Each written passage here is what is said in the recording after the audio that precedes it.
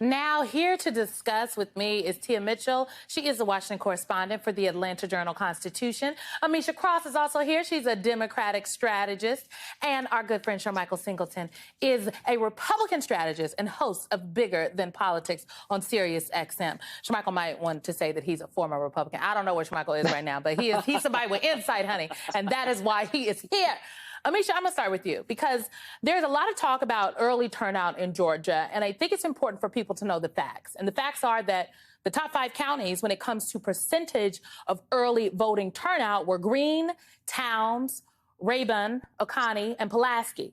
Now, these are less populous counties in the core Atlanta areas that are crucial for a Warnock victory. But these counties are Walker strongholds. And I think that this could hint at Republican enthusiasm. It's up on the screen for folks. Do you think that Senator Warnock should be concerned?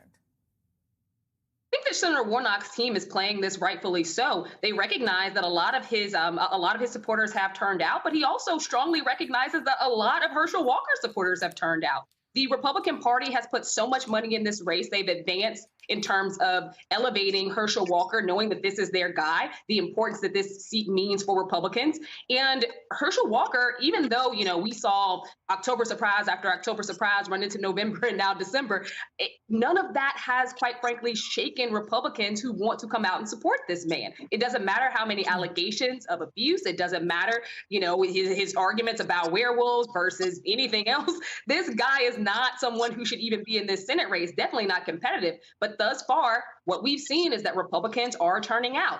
And that, I think, is something that the Warnock campaign is on high alert for. But it's also telling people, don't pay attention to the polls, get out and vote. Get out and vote. This is going to be a crowd race. Shermichael, I wonder if you can respond to Amisha's comment there. And also this notion that, this shouldn't be a close race. I know a lot of people feel that way, but the reality is it is a close race because of the realities on the ground. I think people want to believe Georgia is truly purple, but it is a recovering red place, as I like to say. So what are the prospects of these numbers, shaking out on Election Day? Are Republicans going to turn out for Herschel Walker, given that Kemp is not on the ballot, that the Senate is not in the balance here?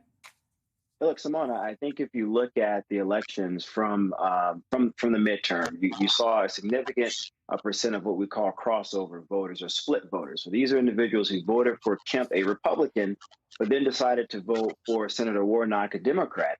I have not seen any trends that would lead me to believe that that standard is going to change somehow during the special election. And so it ultimately becomes which of the two candidates can turn out a significant amount of their original voters, but also those split voters, which I think it ultimately will come down to in order to cross the finish line. Now, if you look at the numbers in the crosstabs from midterms, it would appear that Senator Warnock will indeed have the advantage going into this. And ultimately, I personally believe, at least looking at the numbers, that he'll probably be able to win by a slim margin, but a win is a win. There are a significant number of Republican voters in Georgia who are looking at Herschel Walker and they're saying, this guy does not represent the type of senator that I want representing me. MSNBC had a clip, I believe 2 or 3 days ago, of a Republican woman saying, we're not all MAGA. I'm voting for Senator Warnock. And I think there are significant enough of those voters out there who will cast their votes for Senator Warnock, who will ultimately lead to a victory for him. Well, Tia, you have been covering this from every single angle and side, and you actually combed through both Senator Warnock's recent speeches and Herschel Walker's, and you fact-checked them. So what are some of the patterns that you spotted? What do we need to know? What are we missing? So it's interesting, on the campaign trail, both of them tend to give the same speech with very few variations. So yes, I took one of each of their recent speeches, went through and picked some fact checks. What I found was Senator Warnock, as the incumbent, tends to talk a lot more about policy, what he's done, how he's worked across the aisle with Republicans. Of course, his positions on things like abortion and healthcare. Whereas when you listen to Herschel Walker speak, he doesn't talk a lot about what he would like to do, but he does talk a lot about what Raphael Warnock has done, but in ways that either lack context or are misleading about Senator Warnock's record. So a lot of talk about Warnock, but not always factually. You know, if you got to tear other people down to build yourself up, it's a red flag, as I like to say. I want to shift gears and talk about Ye. That is the artist formerly known as Kanye West. And I want to talk about his interview with far-right conspiracy theorist Alex Jones. After repeatedly praising Adolf Hitler and denying the Holocaust, even when Alex Jones was basically like, oh, not Hitler, Ye doubled down, tripled down, if you will.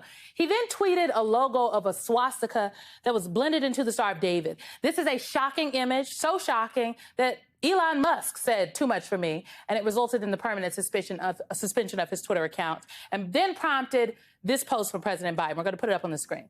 President Biden writes, I quote, I just want to make a few things clear. The Holocaust happened. Hitler was a demonic figure. And instead of giving it a platform, our political leaders should be calling out and rejecting anti-Semitism wherever it hides. Silence is complicity. Donald Trump, surprisingly, has yet to condemn these hateful comments. And this is despite hosting Kanye West, Ye, for dinner before Thanksgiving. Amisha, the remarks were abhorrent. They were violently anti-Semitic. There are lots of people who have yet to speak out on this, including Donald Trump. Why do you think they're so silent? Because, quite frankly, a lot of people within the MAGA wing of this party accept anti-Semitism. They accepted it from the White House when former President Trump unleashed it multiple times. They accepted it when he said that he essentially valued the Jewish people in Israel a lot more than the Jewish people in America. This is a guy who has still a stronghold on the Republican Party, and they don't want to call him out. They don't want to call him out for his engagement with Kanye West previously, and they don't want to call out the fact that a lot of people within the right actually believe and are perpetuating anti-Semitism. I want to get Shermichael in here. Shermichael, your thoughts very quickly. I mean, look, I think what Mitch McConnell said was right. The Republican Party should not be a place for anti-Semitism. It needs to call it out. I think it's also why a lot of Republicans didn't want Donald Trump to announce. Because they didn't want Trump to announce because of this reason. Yeah, this crap may be okay with some Republicans, Simone, but when it comes to a national election, as we saw before, you need suburban voters. You need moderate Republican voters. And those people are saying, wait a minute here. I don't believe in this crap. I don't subscribe in this. And I don't want to identify with a party that seems to be at least tacitly okay with it. That's a word. We're going to drop the mic there. Tia Mitchell, Amisha Cross, and Shermichael Singleton. Thank you all very, very much for kicking us off today. Simone.